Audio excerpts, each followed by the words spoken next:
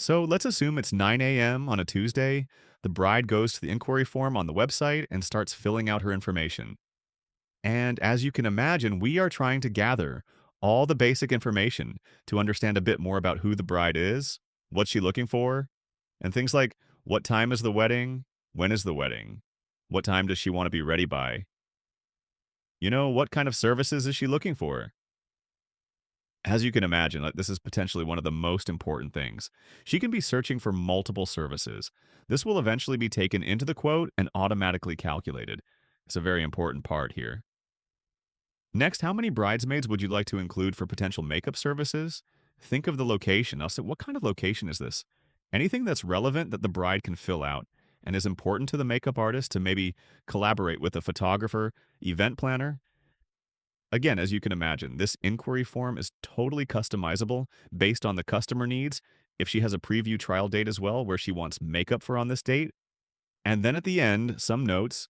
Maybe the bride has some special requirements she would like to discuss with the makeup artist over the phone, and this is where she's able to capture those. And then, of course, a link to any makeup or hair inspo board she might have so you can upload some pictures here or anything she likes. This is where she do it. And of course, we have a sort of marketing question there. How did you hear about us is the last one. And then finally, she hits the submission button. Now, in the background, a lot happens here, but most importantly, what happens now for the bride? Within a couple of minutes, when the makeup artist accepts the request, then the bride will get an automatic email where she can book a call with the makeup artist. And this is all automated, so this can happen within minutes or seconds, depending on when the makeup artist accepts or declines the request. She fills out when she would like to have a call, as you can see here, fills in some additional information. What's her name? Email, and maybe some additional information she'd like to leave ahead of that call, and she will schedule the event. Now, once this happens, both parties will receive an invite for the call, and when then gets on the call with the makeup artist, the contract has been sent to the bride and she can now open the contract, review its content, make sure that everything she sees is accurate. A lot of this, of course, has already been filled out based on her inquiry.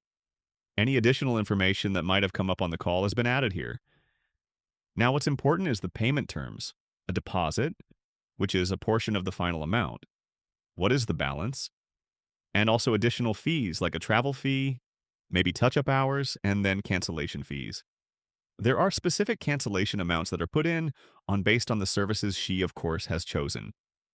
Now, what you could see here is all the different services she has is requesting. And what's the total of the retainer? And then here she can fill out the bridal party names if she requested makeup for them too. And then finally she goes to signature. She just signs it with her name and the date. Once that is finished, it will then prompt her to the payment. Now, this will be also fully automatic. And as you can see, what will happen is she needs to make a deposit that is half, in this case, of the total.